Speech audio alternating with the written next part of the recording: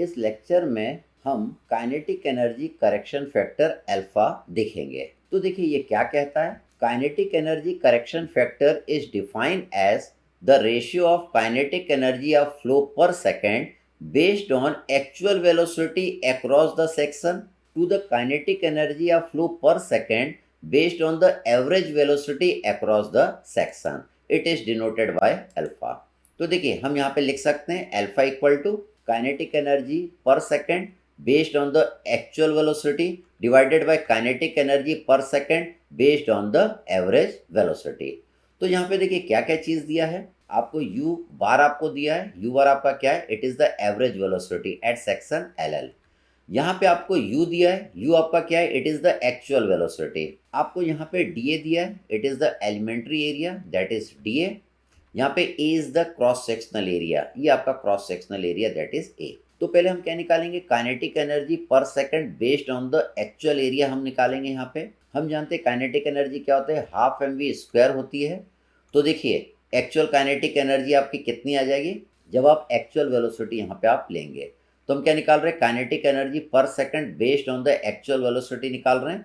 वो कितना आएगा, इंटीग्रेशन ऑफ 1/2 dm u² आपका आएगा। अब देखिए dm की जगह मैं क्या लिख रहा हूँ, that is rho dA u में यहाँ पे लिख दिया हूँ। देखिए ये क्यों लिखेंगे, हम जानते हैं कि डेंसिटी इक्वल टू आपका आता है मास अपॉन वॉल्यूम, ठीक है। और यहाँ पे किसकी बात कर रहे हैं, काइनेटिक एनर्जी पर सेकंड की हम बात कर रहे हैं। तो मास की जगह हम क्या लिख देंगे, that is density into volume, it is volume लिख देते हैं यहाँ पे, ठीक है।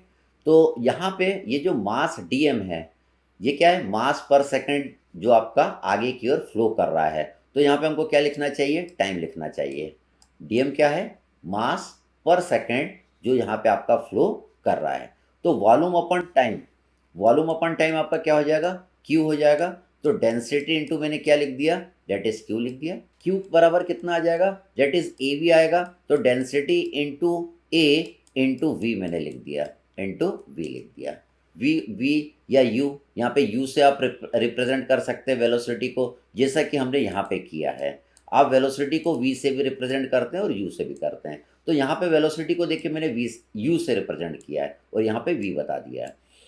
तो देखिए यहाँ पे dm को आपने क्या लिख दिया, रो ए वी, वेलोसिटी को v बोला, और यहाँ पे dm को क्या लिखा, rho into D A into you.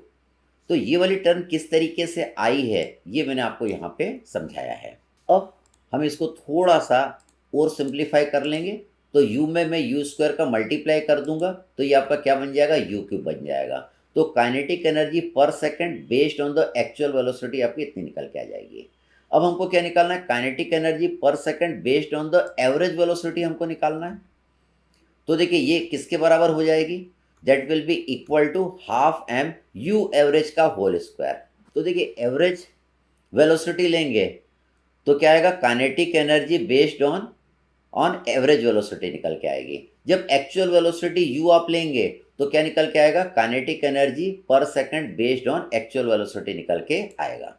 अब यहाँ पे मास है, मास की जगह हम क्या लिख सकते हैं, that is rho A U average, U average. Rho A U हम समझ गए कहाँ से आता है, यू बार को और यू बार स्क्वायर को मैं मल्टीप्लाई कर दूंगा तो ये आपका आ गया 1/2 रो ए यू बार का क्यूब, ठीक। अब देखिए आपको ये वैल्यू भी आ गई, ये भी आ गई। अब इन दोनों को देखिए हम डिवाइड कर देंगे तो you will get the value of alpha.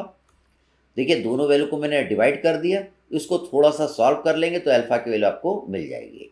कितना मिलेगी, 1/a integration of u divided by u बार का क्यूब इंटू डी ए। तो इसका अप्लाई हमको किस में करना पड़ेगा, अपने बर्नौलिस थ्योरम में करना पड़ेगा। तो देखिए यहाँ पे मैंने अप्लाई कर दिया, इसको अल्फा अप्लाई कर दिया।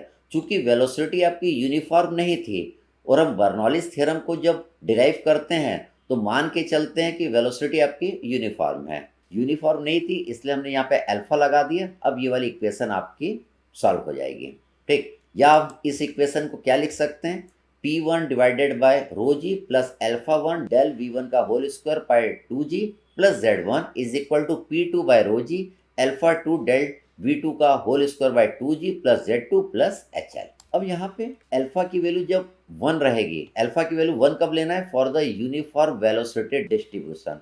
देखिए अगर वेलोसिटी आपकी यूनिफॉर्म है तो अल्फा कितना लेंगे आप, 1 लेंगे। और जब बर्नौलिस इक्वेशन से हम प्रॉब्लम सॉल्व करते हैं तो वेलोसिटी को क्या कंसिडर करते हैं, यूनिफॉर्म हम कंसिडर करते हैं। तो क्या बोल रहा है, alpha equal to 1 for uniform velocity distribution and tends to become greater than 1। Greater than 1 कब हो जाएगा, as the distribution of the velocity become less and less uniform. अगर डिस्ट्रीब्यूशन ऑफ वेलोसिटी आपका लेस एंड लेस यूनिफॉर्म होती जाएगी तो alpha की value हमको ग्रेटर देन 1 लेना पड़ेगा। अब अल्फा की value 1.0 to 1.15 for turbulent flow होता है।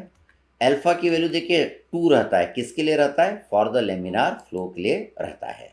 आगे, it may be noted that in most of the fluid mechanics computation alpha is taken as 1 without introducing much error since the velocity is a small percent of the total head।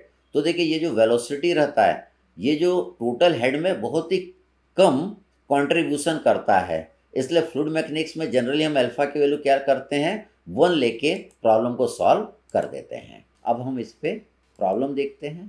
Thank you.